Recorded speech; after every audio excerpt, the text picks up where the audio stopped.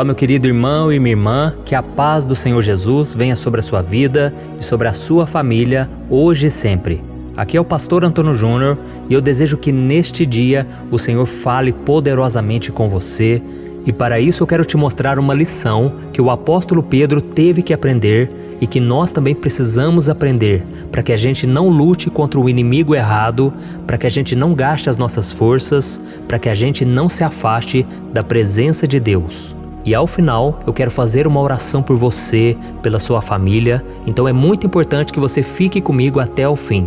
E se você ainda não se inscreveu no meu canal, clica no botão abaixo do vídeo, inscrever-se, e do lado vai aparecer um sininho. É muito importante que você ative ele para você receber a notificação do YouTube sempre que eu colocar um vídeo novo. Então, se você já tem recebido bênçãos, se você tem gostado desses momentos de oração, deixe aqui nos comentários. Isso estimula as outras pessoas a quererem continuar. E não se esqueça também de compartilhar no WhatsApp. Então vamos começar com a mensagem de hoje. Eu quero ler para você uma passagem que está em Efésios, capítulo 6, do versículo 10 ao 12. Olha o que diz: Fortaleçam-se no Senhor e no seu forte poder. Vistam toda a armadura de Deus, para poderem ficar firmes contra as ciladas do diabo, pois a nossa luta não é contra pessoas, mas contra os poderes e autoridades, contra os dominadores deste mundo de trevas, contra as forças espirituais do mal nas regiões celestiais. Olha isso, irmãos, aqui está dizendo coisas valiosíssimas para nós. Aqui diz que nós devemos nos fortalecer no Senhor, porque é dele que vem toda a força, todo o poder. Nós não podemos querer agir por impulso, mas pelo contrário, precisamos vestir a armadura de Deus para ficar firmes contra as ciladas do diabo. E sabe qual é a maior cilada que o inimigo tem levantado contra a nossa vida hoje? É que o diabo tenta nos fazer acreditar que a nossa luta é contra as pessoas e não contra ele. Ele sempre fica escondido, ele sempre faz as coisas e não deixa rastros, para que a gente ache que o problema é o nosso cônjuge, os nossos filhos, nossos parentes, as pessoas que convivem conosco. Mas na verdade é o inimigo que usa as pessoas para tentar nos atingir, principalmente quando a gente se sente ofendido, principalmente quando a gente se sente injustiçado. Então o inimigo ele quer colocar dentro do nosso coração uma sementinha ali de ódio, uma sementinha de amargura, de tristeza, de desânimo e tantas coisas mais. E quando a gente analisa a vida do apóstolo Paulo, nós vamos perceber que quando ele caminhava com Jesus, ele amava o Senhor e ele queria proteger Jesus de todo jeito. Teve um momento em que ele disse o seguinte: Jesus, de modo algum o Senhor vai morrer naquela cruz. Mas Jesus logo percebeu que Pedro estava sendo influenciado pelo diabo e ele disse: arreda Satanás, porque você só conhece das coisas dos homens, você não conhece das coisas de Deus. Isso porque Jesus sabia que ele deveria cumprir o chamado que o Pai tinha para ele, de morrer naquela cruz em favor dos pecadores. E o diabo sabia que Pedro ainda era fraco e Pedro tinha boas intenções, mas ele não estava sendo guiado pelo Espírito Santo de Deus.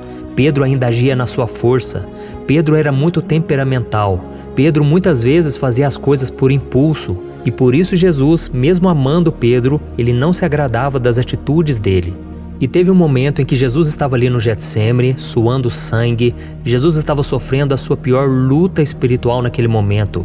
E o diabo mais uma vez estava oprimindo com certeza a vida de Jesus, estava tentando contra os discípulos, e o próprio Pedro com seus discípulos estavam dormindo.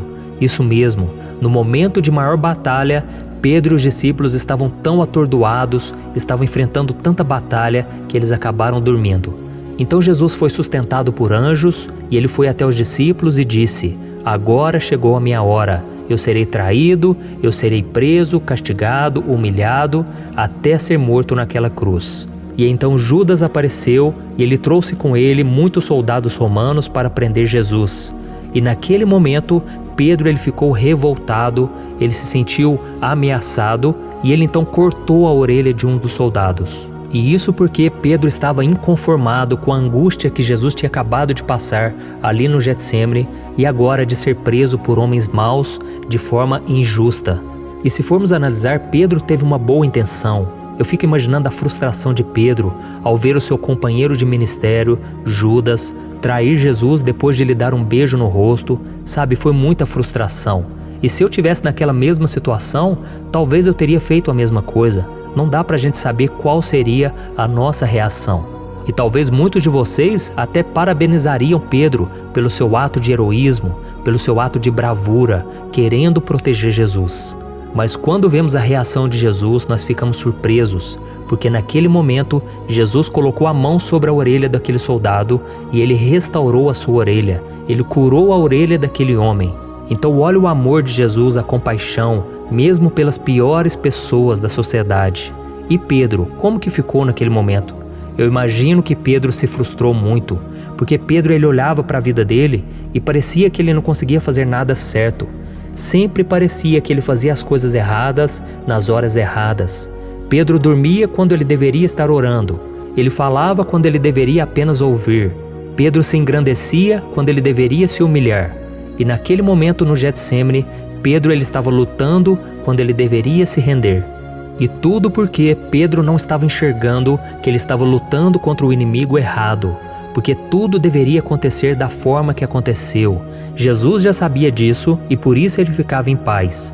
Mas Pedro ainda não sabia que o seu maior inimigo era Satanás e os seus demônios, não eram as pessoas.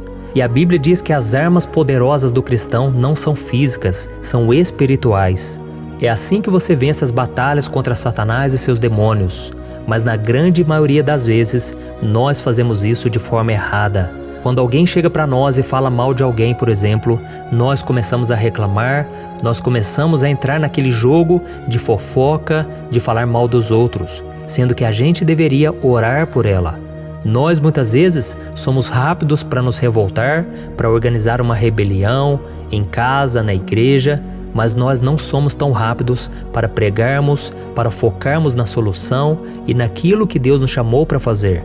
Por isso, meu querido irmão e minha irmã, nós precisamos vigiar. Eu creio que o Senhor está falando com muitos de vocês aqui. E eu não estou dizendo essas palavras para te desanimar, você que tem visto as suas próprias falhas enquanto você me ouve, eu estou falando para te encorajar. Porque muitas vezes nós vamos pensar em desistir de nós mesmos, e quem coloca esses pensamentos na nossa mente é o diabo. O diabo quer que a gente desista porque ele fala para nós que nós somos pecadores demais, que Jesus vai desistir de nós. E eu sempre costumo dizer, Jesus não desistiu de Pedro, mas Pedro também não desistiu de si mesmo. E isso tornou Pedro um dos maiores homens de Deus da história. Pedro foi chamado por Jesus para cuidar das suas ovelhas, ele foi o primeiro que pregou em Atos, ele foi um homem tremendamente usado por Deus, ao ponto de que quando ele andava, a sua própria sombra curava as pessoas. Então olha que homem cheio do poder de Deus. Isso porque Deus não escolhe os capacitados, Ele capacita os escolhidos. Amém? Se você se sente essa pessoa tão fraca, tão pecadora, eu quero orar por você agora. Eu quero que você feche os seus olhos e se você ainda não entregou sua vida para Jesus, esse é o momento. Não deixe para depois, irmão. Não fique pensando que a vida é muito longa, que um dia vai dar certo. Não. O seu momento de entregar a vida para Jesus se chama hoje, tá bom? Então feche os seus olhos e você vai orar. Você vai orar junto comigo, você vai colocar o seu coração na presença de Deus e o Senhor vai te ouvir, tá bom? Feche os seus olhos e vamos orar. Senhor, meu Deus e meu Pai, eu me coloco na Tua presença nesse dia para te agradecer pela vida desse irmão e dessa irmã que estão aqui orando comigo nesse momento. Oh, meu Pai, que nesse dia a Tua presença esteja conosco, nos livrando dos nossos inimigos, nos dando sabedoria para resolver os problemas. Oh, meu Pai, eu quero te louvar por esta porta que o Senhor abriu, porque muitas e muitas vidas têm sido abençoadas e para isso eu te peço, meu Pai, faz a obra na vida desse irmão e desta irmã. Oh, meu Deus, tira todo o cansaço, toda a preocupação, todo o medo que está no seu coração agora. Em nome de Jesus, meu Pai, coloca a Tua mão de poder em favor desta vida, em favor da vida da sua família. Em nome de Jesus, meu Pai, restaura as áreas que ainda não estão completas. As áreas, meu Pai, do nosso caráter que precisam ser moldadas, tratadas. Oh, Senhor, em nome de Jesus, meu Pai, abençoa a vida de cada pessoa que está nos ouvindo agora. Senhor, essa pessoa tem sofrido com seus próprios pecados, com suas falhas, com suas decepções. Oh, meu Pai, quantas pessoas agora se identificaram com Pedro, porque agem por impulso, agem na braveza, ficam nervosos, sem paciência e depois se arrependem. Em nome de Jesus, meu Pai, ajuda essa pessoa a entender que ela precisa lutar contra a sua carne, contra o diabo e não contra as pessoas. Que essa pessoa deve se fortalecer com a armadura de Deus, através da oração, da palavra, em nome de Jesus, meu Pai, e que essa corrente de oração nunca venha se quebrar, que a gente venha se fortalecer a cada dia, que milhares e milhares de pessoas possam se fortalecer no Senhor, na força do Teu poder. Oh, meu Pai, em nome de Jesus, eu abençoo a vida dessa pessoa, toda a sua história, toda a sua família. E eu te peço, meu Pai, escreve o nome dela no livro da vida. Essa pessoa agora, meu Pai, que está chorando, está arrependida dos seus pecados. Perdoa, Jesus, assim como o Senhor me perdoou um dia, assim como o Senhor derramou misericórdia e transformou a minha vida em todas as áreas. Eu creio, o Senhor está transformando também essas pessoas e escrevendo uma nova história. Em nome de Jesus, meu Pai, nós queremos dizer, somos muito gratos e felizes por estarmos na Tua presença. Ajude-nos, Senhor, a permanecermos firmes na fé até o fim da nossa vida e que a gente possa dizer, combati o bom combate, completei a carreira e guardei a fé.